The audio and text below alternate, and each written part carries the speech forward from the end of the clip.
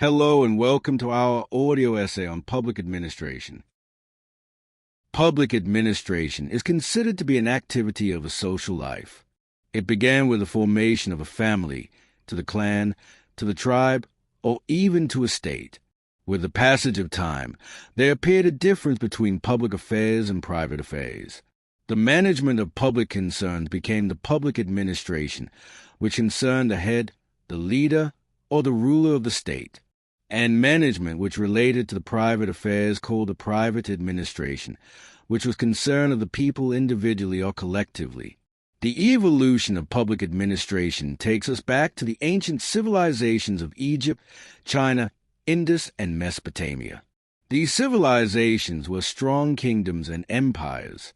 The regulation of waterways, water supply of the Nile River in Egypt, resulted in the development of a system of centralized bureaucracy in Egypt. In China, civil service recruitment through competitive examination began in the 3rd century BC. Similarly, in Indus civilization, such activity a developed administrative system was found. History reveals that ancient Greece and Rome also had contributed legal norms and forms of administration. During the later stage, rising national monarchies of Europe like France, England, Prussia, and Russia expanded the king's authority and status, increasing the size of their establishment, leading to the organization of state business into ministries and departments. Prussia was the first country to organize civil services on the basis of qualifications, and made it which attracted other countries in Europe. By the passage of time, the administrative system established by national government led to the national and international system of administration in the name of public administration. Although as an activity, public administration existed in human society since older days, its emergence as a branch of study is found to be recent, about the end of the 19th century. However, in the study of political science, the relation of public administration has been found since ancient times. For example, Confucius and Aristotle dealt with it. Similarly, it is found in Machiavelli philosophy in the close of Middle Age. But the term public administration did not appear until the 17th century. It was the Federalist Papers of the USA, compiled in the 18th century by Hamilton, contained the definition, meaning, and scope of public administration. A treatise appeared in France in 1912 by Charles-Jean Boonin carried the title Principles d'administration publique. The Industrial Revolution led to the rise of professional civil service because of the complexities and need of specialization of administration. The administrative skills and the experience of the civil servants were gradually systemized into administrative codes and manuals. Through this, the problems and process began to grow related to administrative complexities, and theoretical and academic discussion of public administration emerged. This development was marked mostly in America, which became political and administrative caretaking, believing that the process of government and administration should be simple so that it reached the grasp of general masses. The Jacksonian concept of democracy held public administration during the second half of the 19th century was responsible for a civil service based on spoils system, with absence of budgetary or accounting procedure. This resulted into inefficiency and corruption and jeopardized the public interests. Accordingly, a reform movement began with the passage of the Pendleton Act of 1880, which introduced merit system of limited extent in the federal service. At that moment, the development of public administration as an independent academic discipline also began with the publication of Woodrow Wilson's essay on the study of administration in the Political Science Quarterly. Thus, Woodrow Wilson is called the founding father of public administration discipline. The first textbook of public administration in the USA was by Leonard D. White, titled Study of Public Administration, published in 1926. Willoughby's book Principles of Public Administration was published in 1927. These two books became the foundation in the discipline of public administration. With the passage of time, the subject of public administration developed into the development of modern science and technology and the scientific management movement.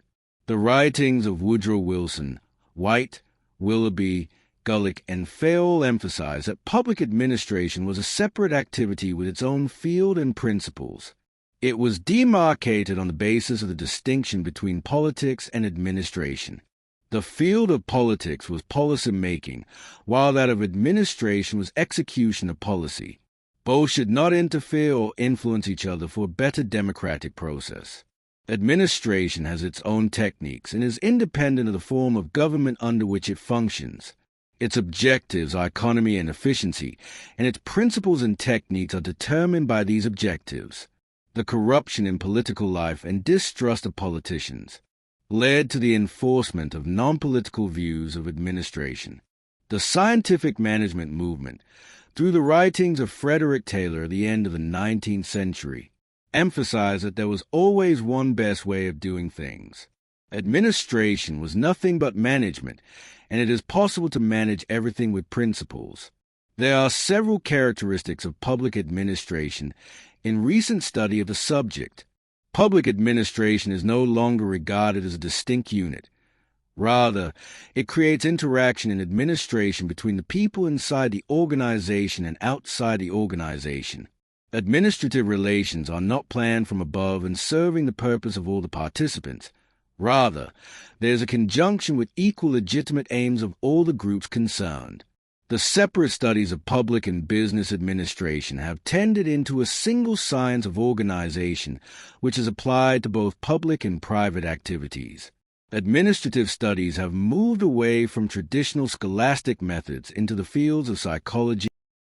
The study of public administration is not based only on senior administrative authority. Rather, it concerns building a system of interlocking generalizations about how organizations actually work. Current studies of public administration try to be more sophisticated about the way in which values or normal attitudes are involved in administration. Hence, the study of public administration has deep roots. Based on experimental and philosophical background, it expanded all over the world, particularly in the 20th century after World War II. The functioning of the UNO brought a new phase of administrative expertise in the name of international bureaucracies.